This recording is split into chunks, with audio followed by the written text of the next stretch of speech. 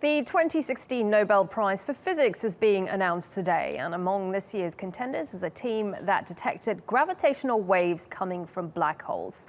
To make sense of all this, let's speak to TRT World science reporter Sourav Roy. I'm not particularly great at physics. Sourav, so you're going to have to explain this very slowly to me. Tell us exactly who the contenders are and what it is that is up for the prize. Well, this year is an exciting year because the past year there have been great discoveries, starting from the fact that we discovered water on Mars, and then there's water on Jupiter's moon.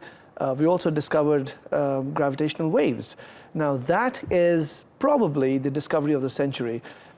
Einstein predicted them 100 years ago, and after 100 years, scientists who put together the large interferometer, known as the LIGO, detected it coming from the collision of black holes millions of light years away from us. Now that completely changes the concept of gravity and gravitational forces.